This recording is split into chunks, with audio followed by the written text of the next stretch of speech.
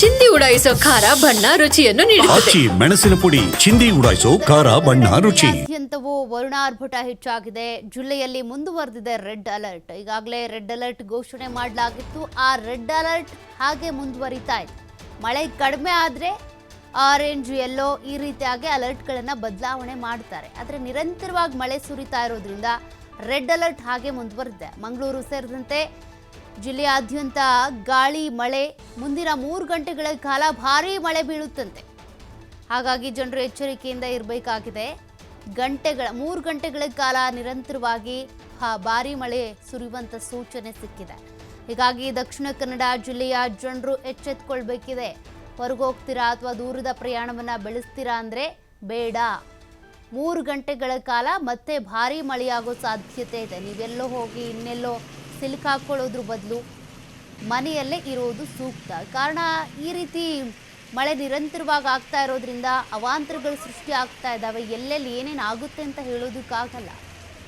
Car ಹೋಗಿ ನದಿಗೆ ಬೀಳುತ್ತೆ ಅಥವಾ ವೆಹಿಕಲ್ಸ್ ಮೇಲೇ ಮರ ಬಿದ್ದು ಜಖಮಾಗುತ್ತೆ. ಆ ವಾಹನ ಸವಾರರು ಸತ್ತೋಗ್ತಾ ಇರುವಂಥ ಘಟನೆಗಳು ನಡೀತಾ ಇದ್ದಾವೆ. ವಿದ್ಯುತ್ ಕಂಬಗಳ ಧರೆಗುರುಳ್ತಾ ಇವೆ.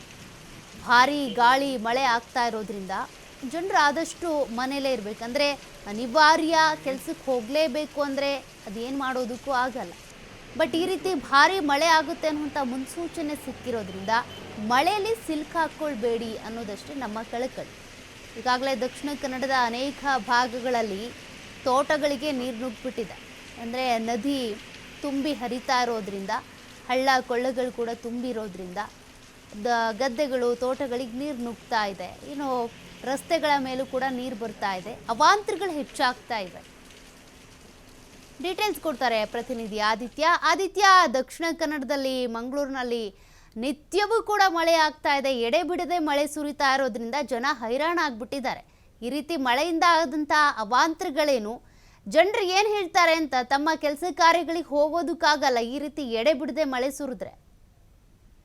ಹೌದು ಸೌಖ್ಯ, ಇವತ್ತು ಮಂಗಳೂರು ಇನ್ನು 3 ಗಂಟೆಗಳ ಕಾಲ ಭಾರೀ ಮಳೆ ಆಗುವಂತ ಎಚ್ಚರಿಕೆಯನ್ನ ಹವಾಮಾನ ಇಲಾಖೆ ನೀಡಿದೆ. ಹಾಗಾಗಿ ಮಂಗಳೂರು ಮುಳುಗುವಂತ ಒಂದು ಭೀತಿ ಸದ್ಯ ಎದುರಾಗಿದೆ. ಈಗಾಗಲೇ ಅನೇಕ ಪ್ರದೇಶಗಳು ಮುಳುಗಡೆ ಆಗಿದೆ. ಕೇವಲ ಮಂಗಳೂರು ಮಾತ್ರ ಅಲ್ಲ, ದಕ್ಷಿಣ ಕನ್ನಡ ಜಿಲ್ಲೆಯಾದ್ಯಂತ ಇದೇ ಪರಿಸ್ಥಿತಿ ನಿರ್ಮಾಣವಾಗಿದೆ. ಪ್ರಮುಖವಾಗಿ ಬೆಟ್ಟ ಗುಡ್ಡದ ತಪ್ಪಲಿನಲ್ಲಿರುವಂತಹ ಜನರು ಕೂಡ ಆತಂಕದಲ್ಲೇ ಇದ್ದಾರೆ. ಅನೇಕ ಮನೆಗಳಿಗೆ ನೀರು ನುಗ್ಗಿದೆ, ಕೃಷಿ ತೋಟಗಳಿಗೆ ನೀರು ನುಗ್ಗಿದೆ ಮತ್ತು ನದಿ ತೀರದಲ್ಲಿರುವಂತಹ ತೋಟ, ಕೃಷಿ ಮನೆಗಳೇನಿದೆಯೋ ಇದೆಲ್ಲದಕ್ಕೂ ಕೂಡ ನೀರು ಆವರಿಸಿ ಜನ ಆತಂಕದಲ್ಲಿದ್ದಾರೆ. ಈಗಾಗಲೇ NDRF ತಂಡ ಕೂಡ ಅಲರ್ಟ್ ಆಗಿದೆ. ಅನೇಕ ನೆರೆ ಪೀಡಿತ ಪ್ರದೇಶಗಳಿಗೆ ಭೇಟಿ ನೀಡ್ತಾ ಇದೆ. ಜನರನ್ನ ಸ್ಥಳಾಂತರ ಮಾಡುವಂತ ಕೆಲಸಗಳು ಕೂಡ ನಡೀತಾ ಇದೆ. ಇನ್ನು ಮಂಗಳೂರು ಭಾಗಕ್ಕೆ ಬಂದ್ರೆ ಮಂಗಳೂರಿನ ಕೊಡಿಯಾಲ್ಬೈಲ್, ಭಗವತಿ ನಗರ, ಕುದ್ರೋಳಿ ಇಲ್ಲೆಲ್ಲ ಕೃತಕ ನೆರೆ ಸೃಷ್ಟಿಯಾಗಿದೆ. ರಸ್ತೆಯಲ್ಲೇ ನೀರು ಹರಿದು ಹೋಗ್ತಾ ಇದೆ. ಕೆರೆ ಅಂತಾಗಿದೆ ರಸ್ತೆಗಳು ಮತ್ತು ಅನೇಕ ಮನೆಯೊಳಗೂ ಕೂಡ ನೀರು ನುಗ್ಗಿದೆ. ಜನರು ರಾತ್ರಿ ಇಡೀ ಆತಂಕದಲ್ಲೇ ಒಂದು ರಾತ್ರಿಯನ್ನ ಕಳೆಯುವಂತ ಪರಿಸ್ಥಿತಿ ನಿನ್ನೆ ನಿರ್ಮಾಣವಾಗಿತ್ತು. ಅಂದ್ರೆ ಇಲ್ಲಿ ತನಕ, ಅಂದ್ರೆ ಇವತ್ತು ಬೆಳಗ್ಗೆವರೆಗೂ ಕೂಡ ರಣಮಳೆ ಆದರೂ ಕೂಡ ಅದು ಬಿಟ್ಟು ಬಿಟ್ಟು ಬರ್ತಾ ಇತ್ತು. ಆದ್ರೆ ಇನ್ನು 3 ಗಂಟೆಗಳ ಕಾಲ ನಿರಂತರ ಮಳೆ ಆಗುತ್ತೆ. ರೆಡ್ ಅಲರ್ಟ್ ಅನ್ನ ಘೋಷಣೆ ಮಾಡಲಾಗಿದೆ. ಹಾಗಾಗಿ ಜನ ಬಹಳ ಆತಂಕದಲ್ಲಿದ್ದಾರೆ ಮತ್ತು ಇಲ್ಲಿ ಹೂಳೆತ್ತುವ ಕಾರ್ಯ ಎಲ್ಲ ಸರಿಯಾಗಿ ಆಗಿಲ್ಲ. ಹಾಗಾಗಿ ರಾಜಕಾಲುವೆಯ ನೀರು ನಮ್ಮ ಮನೆಗಳಿಗೆ ನುಗ್ತಾ ಇದೆ. ಆ ಮಳೆಗಾಲದ ಒಂದು ಪೂರ್ವ ತಯಾರಿಯನ್ನ ಮಹಾನಗರ ಪಾಲಿಕೆ ಸರಿಯಾಗಿ ಮಾಡಿಲ್ಲ. ಹಾಗಾಗಿ ನಮ್ಗೆ ಈ ಪರಿಸ್ಥಿತಿ ಬಂದಿದೆ ಅಂತ ಹಿಡಿಶಾಪವನ್ನ ಹಾಕ್ತಾ ಇದ್ದಾರೆ. ಇನ್ನು 3 ಗಂಟೆಗಳ ಕಾಲ ನಿರಂತರವಾಗಿ ಮಳೆ ಬಂದ್ರೆ ಮಂಗಳೂರಿನ ಅನೇಕ ಪ್ರದೇಶ, ಅಂದ್ರೆ ಪ್ರಮುಖವಾಗಿ ಹೃದಯ ಭಾಗದಲ್ಲಿರುವಂತಹ ಅನೇಕ ಪ್ರದೇಶಗಳು ಮುಳುಗಡೆ ಆಗುವಂತ ಭೀತಿ ಇದೆ. ವಾಹನ ಸವಾರರು ಪರದಾಡ್ತಾ ಇದ್ದಾರೆ. ಮನೆಯಿಂದ ಹೊರಬರೋದಕ್ಕೂ ಕೂಡ ಜನ ಪರದಾಡ್ತಾ ಇದ್ದಾರೆ. ಒಂದು ರೀತಿ ಜಲ ದಿಗ್ಬಂಧನ ಅಂತ ಹೇಳ್ಬೋದು. ಉದ್ಯೋಗಕ್ಕೆ ಹೋಗುವವರು, ಕಾಲೇಜುಗಳಿಗೆ ಹೋಗುವಂತವರು ಈಗಲೂ ಕೂಡ ಮನೆಯಿಂದ ಹೊರಬರಲಾರದಂತ ಪರಿಸ್ಥಿತಿ ನಿರ್ಮಾಣವಾಗಿದೆ. ವಾಹನಗಳು ರಸ್ತೆಯಲ್ಲಿ ಹೋದ್ರೆ ಅಲ್ಲೇ ಕೆಟ್ಟು ಹೋಗುವಂತ ಆತಂಕ ಕೂಡ ಇದೆ. ಹಾಗಾಗಿ ಜನ ಒಂದ್ ಕಡೆಯಿಂದ ಮಳೆಗೆ ಹಿಡಿಶಾಪವನ್ನ ಹಾಕ್ತಾ ಇದ್ದಾರೆ, ಇನ್ನೊಂದು ಕಡೆಯಿಂದ ಮಹಾನಗರ ಪಾಲಿಕೆಗೂ ಕೂಡ ಹಿಡಿಶಾಪವನ್ನ ಹಾಕ್ತಾ ಇದ್ದಾರೆ. ಸೌಖ್ಯ. ಓಕೆ, ಥ್ಯಾಂಕ್ ಯು ಆದಿತ್ಯ ಡೀಟೇಲ್ಸ್ಗೆ. ನೋಡಿ, ಮಕ್ಕಳಿಗೇನೋ ರಜೆ ಸಿಕ್ಬಿಡುತ್ತೆ ಶಾಲಾ ಕಾಲೇಜುಗಳಿಗೆ, ಬಟ್ ಉದ್ಯೋಗಸ್ಥರು ಏನು ಮಾಡಬೇಕು? ಪೋಷಕರ ಕೆಲಸ ಕಾರ್ಯಗಳಿಗೆ ಹೋಗಲೇಬೇಕಲ್ವಾ? ಮಕ್ಕಳಿಗೆ ಹೇಗೆ ಶಾಲೆಗೆ ರಜೆ ಅಂತ ಕಡ್ಡಾಯವಾಗಿ ರಜೆ ಘೋಷಣೆ ಆಗುತ್ತೋ, ಬಟ್ ಆಫೀಸಿಗೆ ಹೋಗೋರಿಗೆ ರಜೆ ತಗೊಳ್ಳಂಗೆ ಇಲ್ಲ, ನೀವು ಆಫೀಸಿಗೆ ಬರಲೇಬೇಕು ಅಂತ ಹೇಳ್ತಾರೆ. ಬಟ್ ಈ ರೀತಿ ನಿರಂತರವಾಗಿ ಎಡೆ ಬಿಡದೆ ಮಳೆ ಸುರಿದ್ರೆ ಹೆಂಗೆ? 2 ವೀಲರ್ ಇರುವಂಥವ್ರು ಅಥವಾ ಬಸ್ಗಳಲ್ಲಿ ಓಡಾಡುವಂಥವ್ರು ಹೆಂಗೆ ಹೋಗಬೇಕು? ನೋಡಿ, ಸದ್ಯ ನೀವು ಈಗ ಅಲ್ಲಿ ಎಕ್ಸಾಕ್ಟಾಗಿ ಲೈವ್ ವಿಜುವಲ್ಸನ್ನು ಗಮನಿಸ್ತಾ ಇದ್ದೀರಾ, ಎಷ್ಟು ಮಳೆ ನೀರು ನಿಂತಿದೆ ಅಂತ. ಅಲ್ಲಿ ಜನರಿಗೆ ಓಡಾಡೋದಕ್ಕೆ ಕಷ್ಟ ಆಗ್ತದೆ. ವೆಹಿಕಲ್ಸ್ ಕೂಡ ಕೆಟ್ಟು ಹೋಗ್ತವೆ. ಈ ರೀತಿಯಾಗಿ ಮಳೆ ನೀರು ರಸ್ತೆಯಲ್ಲಿ ನಿಂತ್ಕೊಂಡ್ರೆ ಅಥವಾ ಪಾರ್ಕಿಂಗ್ ಲಾಟಲ್ಲಿ ನಿಂತ್ಕೊಳ್ತು ಅಂತ ಅಂದರೆ ಗಾಡಿಗಳ ಬ್ಯಾಟ್ರಿ ಹೋಗೋದಿರ್ಬೋದು ಅಥವಾ ಕೆಟ್ಟು ಹೋಗೋದಿರ್ಬೋದು, ಎಂಜಿನ್ ಹಾಳಾಗೋದಿರ್ಬೋದು, ಈ ರೀತಿ ಕೂಡ ಆಗ್ತವೆ. ಒಂದು ಕಡೆ ರಿಪೇರಿಗೆ ದುಡ್ಡು ಹಾಕಬೇಕು, ಮತ್ತೊಂದು ಕಡೆ ಈ ರೀತಿ ಮಳೆ ಬಂದರೆ ಕೆಲ್ಸಕ್ಕೆ ಹೋಗಂಗಿಲ್ಲ. ನೀವು ಸದ್ಯ ನೋಡ್ತಾ ಇರುವಂಥದ್ದು ಮಂಗಳೂರು ದಕ್ಷಿಣ ಕನ್ನಡ ಭಾಗದಲ್ಲೇನು ಮಳೆ ಆಗ್ತಾ ಇದೆ ಅದರಿಂದಾಗಿ ಮನೆ ಮುಂಭಾಗದಲ್ಲಿ ರಸ್ತೆ ಮೇಲೆ ನಿಂತಿರುವಂಥ ನೀರನ್ನು ಗಮನಿಸ್ತಾ ಇದ್ದೀರಾ.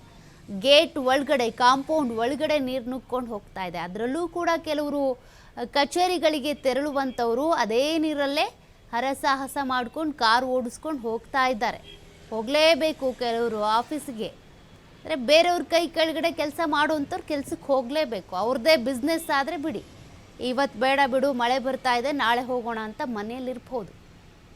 ಇಂಥ ಅನಿವಾರ್ಯ ಪರಿಸ್ಥಿತಿಯಲ್ಲೂ ಕೂಡ ಮಳೆ ಬಂದ್ರೂ ಅಷ್ಟೇ, ನೀರು ನಿಂತ್ಕೊಂಡ್ರೂ ಅಷ್ಟೇ, ಏನೇ ಅವಾಂತರ ಆದ್ರೂ ಹೋಗಲೇಬೇಕು. ನೋಡಿ, ಒಂದು 2-3 ಅಡಿಯಷ್ಟು ನೀರು ನಿಂತ್ಕೊಂಡು ಬಿಟ್ಟಿದೆ. ಅಲ್ಲೂ ಕೂಡ ಇದೇ ಸಮಸ್ಯೆ. ರಾಜು ಕಾಲುವೆಗಳಲ್ಲಿರುವಂಥ ಹೂಳೆತ್ತಿಲ್ವಂತೆ. ಮಹಾನಗರ ಪಾಲಿಕೆ ವಿರುದ್ಧ ಜನರ ಆಕ್ರೋಶ ಆಯಿತು. ಕೆಲಸ ಮಾಡೋ ಸಂದರ್ಭದಲ್ಲಿ ನೆಟ್ಟಿಗೆ ಕೆಲಸ ಮಾಡಿಲ್ಲ ನೀವು, ಹಾಗಾಗಿ ಮಳೆ ಬಂದಾಗ ನೀರು ನಿಂತ್ಕೊಳ್ತಾ ಇದೆ. ಜಿಲ್ಲಾಡಳಿತ ಸರಿಯಾಗಿ ಎಚ್ಚರಿಕೆ ವಹಿಸಿಲ್ಲ. ಮಹಾನಗರ ಪಾಲಿಕೆ ಅಧಿಕಾರಿಗಳು ಇಷ್ಟು ದಿನ ಏನು ಮಾಡ್ತಾ ಇದ್ರು? ಕಣ್ಣು ಮುಚ್ಕೊಂಡು ಕೂತಿದ್ರಾ? ಬೇಸಿಗೆ ಇದ್ದಂಥ ಸಂದರ್ಭದಲ್ಲಿ ಇಂಥ ಕೆಲಸ ಕಾರ್ಯಗಳನ್ನು ಮಾಡಬೇಕಲ್ವ? ನೋಡಿ, 2 ವೀಲರ್ ಅಲ್ಲಿ ದಬಾಕೊಂಡ್ರು ಅಂದರೆ ಮುಗೀತು. ಬಿದ್ದರೋ, ಏಟಾಯಿತೋ, ಅವ್ರ ಗಾಡಿ ಡ್ಯಾಮೇಜ್ ಆಯಿತೋ, ಅದಕ್ಕೆ ಅವರೇ ಹೊಣೆ ಪಾಪ. ಯಾರು ಕೂಡ ಬರಲ್ಲ. ಏನೋ ಬಿದ್ದಿದ್ದಾರೆ, ಆಕ್ಸಿಡೆಂಟ್ ಆಯಿತು ಅಂದರೆ ಬಂದು ಎತ್ತುತ್ತಾರೆ ಬಿಟ್ಟರೆ, ಏನೇ ನೋವಾದರೂ ಏನೇ ಗಾಡಿ ಡ್ಯಾಮೇಜ್ ಆದರೂ ಅವರೇ ಅನುಭವಿಸ್ಬೇಕು. ನೋಡಿ, ಅವ್ರು ವಾಪಸ್ ಹೋಗ್ತಾ ಇದ್ದಾರೆ. ನೀರಿನ ಮಟ್ಟ ಹೆಚ್ಚಾಗಿದೆ, ಯಾಕೆ ಸುಮ್ಮನೆ ಅನಾಹುತ ಆಗುತ್ತೆ ಅನ್ನೋ ಕಾರಣಕ್ಕೆ. ಆಗೋದಿಲ್ಲ. ಈ ರೀತಿಯಾಗಿ ನೀರು ನಿಂತ್ಕೊಂಡಿದೆ ಅಂದರೆ ಗಾಡಿ ಓಡಿಸೋದಕ್ಕೂ ಆಗಲ್ಲ, ಗಾಡಿನೂ ಕೂಡ ಹಾಳಾಗ್ತವೆ. ಇನ್ನು ಮನೆ ಎದುರುಗಡೆ ನಿಲ್ಲಿಸಿದ್ರು ಕೂಡ ಹಾಗೆ, ನಿಂತು ಗಾಡಿನ ಹಾಗೆ ನಿಲ್ಲಿಸ್ಬಿಟ್ರೆ ಬ್ಯಾಟ್ರಿ ಡ್ಯಾಮೇಜ್ ಆಗೋದು ಅಥವಾ ಎಂಜಿನ್ ಹಾಳಾಗೋದು, ಇಂಜಿನ್ ಸೀಸ್ ಆಗೋದು, ಈ ರೀತಿ ಸಮಸ್ಯೆಗಳು ಎದುರಾಗುತ್ತೆ. ನೋಡಿ ಯಾವ ಮಟ್ಟಕ್ಕೆ ನೀರು ನಿಂತಿದೆ ಅಂತ. ಇದ್ಯಾವುದೋ ನದಿನೋ ಕೆರೆನೋ ಅಲ್ಲ, ರಸ್ತೆಗಳಲ್ಲಿ ನೀರು ನಿಂತಿರೋದು. ಕಾರಣ ರಾಜು ಕಾಲುವೆಗೆ ಹೋಗಬೇಕಾಗಿರುವಂಥ ನೀರು ರಾಜು ಕಾಲುವೆಗೆ ಹೋಗ್ತಾ ಇಲ್ಲ, ವಾಪಸ್ ರಸ್ತೆಗೆ ಬಂದು ನಿಂತ್ಕೊಳ್ತಾ ಇದೆ. ರಾಜು ಕಾಲುವೆಯಲ್ಲಿ ಹೂಳೆತ್ತಿಲ್ಲ.